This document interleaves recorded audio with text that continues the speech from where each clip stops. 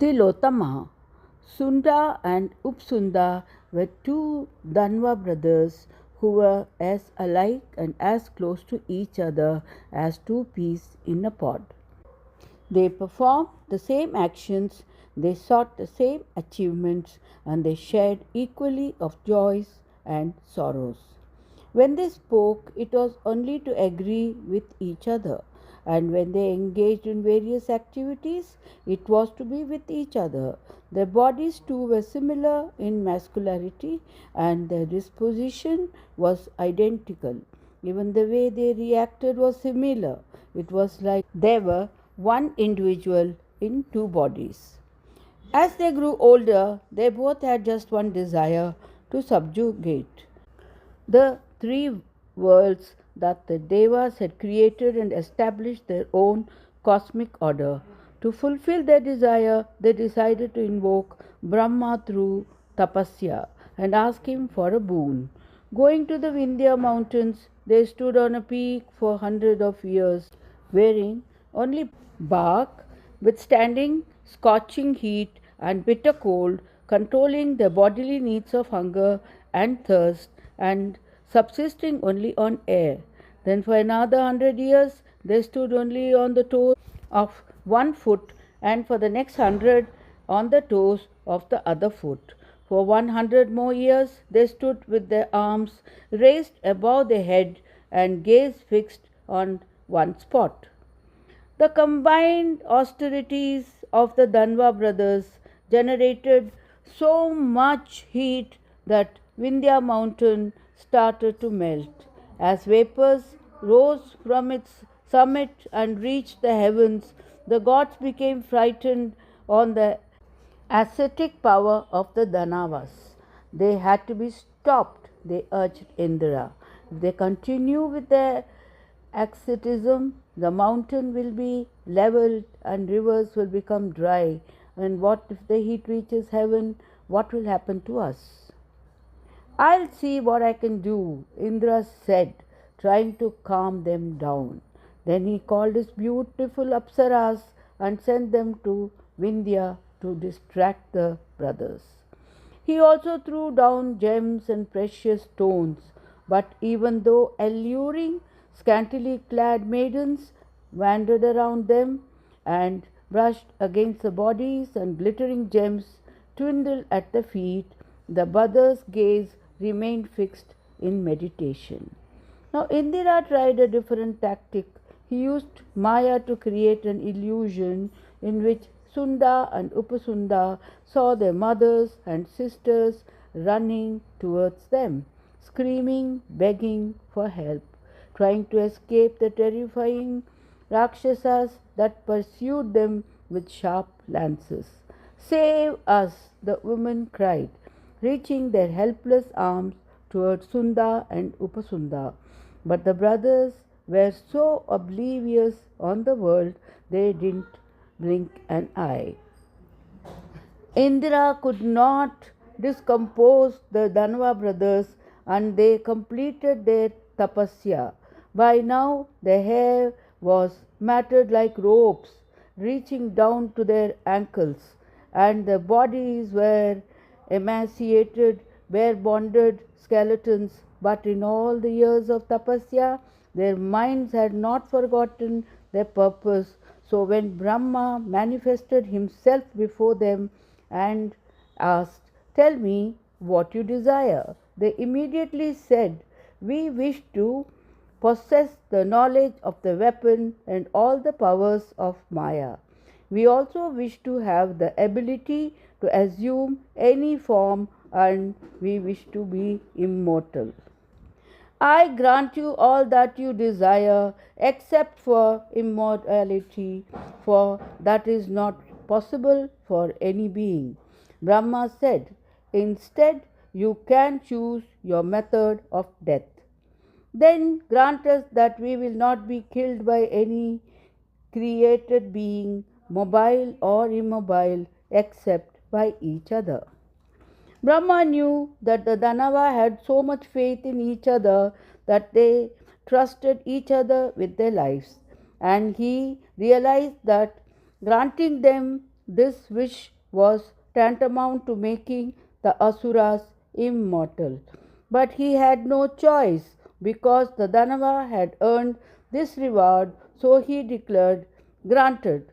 But he returned to Brahmaloka with a strong misgiving that he would regret this. The Danavas, on the other hand, possessing the power of all known weapons and knowing that no one could kill them, returned to the palace in high spirits. They cut their matted hair and put on crowns. They burnt the bark and donned costly silks and ornaments. They ordered their chef to cook enough food to feed a whole city and invited their friends to celebrate with them. And when the celebration came to an end, they embarked on conquering the worlds with their complete knowledge of weapons. Determined to establish a new order, they gathered an army of Asuras and going to heaven, defeated all the celestials. Then they mounted an attack on the underworld and gained victory there as well. After overpowering the two worlds, they returned to earth and began oppressing the Brahmins, who facilitated the supremacy of the gods through ritual sacrifice. Sometimes they took the form of maddened elephants, trampled the sacrificial sites, and at other times they became lions and devoured the rishis. Soon no rishi dared venture out to perform a sacrifice, and when sacrifice ceased, the gods were not honored and people began to forget them. In consequence, the gods ceased their benevolence of rain and fertility, and without fertile lands, there was no agriculture, which in turn brought trade to a halt. Ultimately, God given prosperity vanished from the earth. Diminished beyond recognition, the gods gathered in conference in Brahmaloka. These Danava brothers have to be killed. They besieged Brahma, or there won't be any trace left of us. I too have been thinking about this ever since I granted them the choice of death. Divide and rule, Vishnu declared. You have to devise a way to make them run on each other. I think I know what to do. Brahma suddenly had an idea. He summoned the divine architect Vishwakarma and said to him, "Make a woman so beautiful that the very metaphors of beauty will change."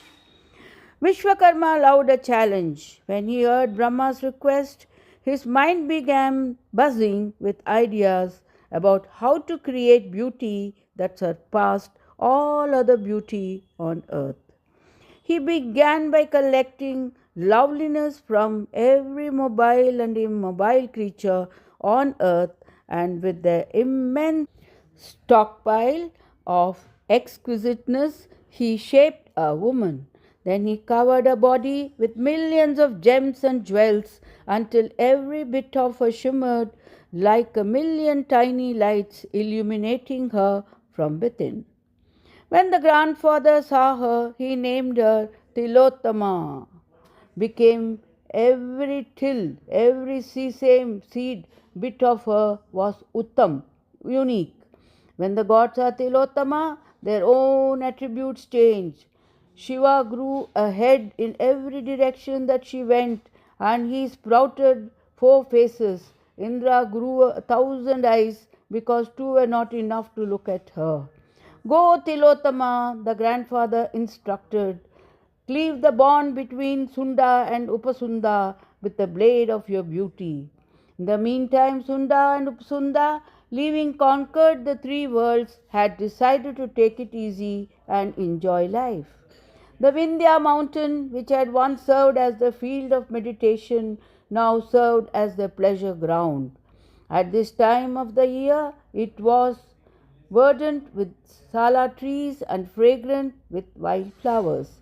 Here they roamed around in woods, gardens, drinking wine and enjoying the company of seductive women whose sole purpose was to sing, dance, and please the brothers.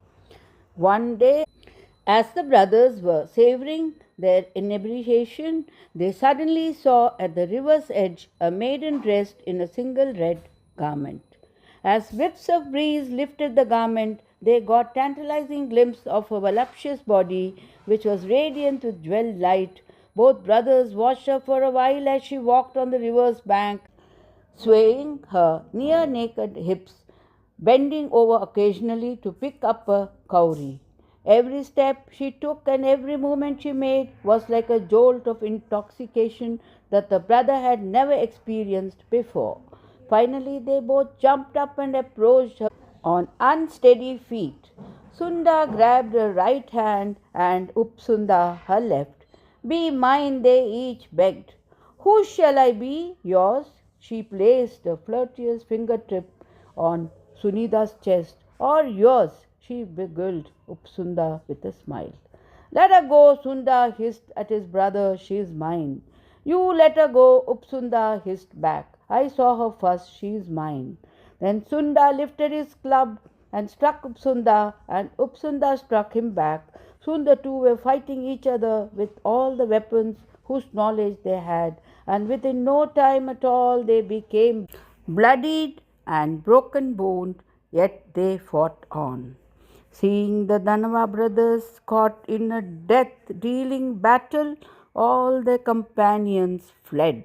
Only Tilottama stood there, smiling and shining, watching them destroy each other.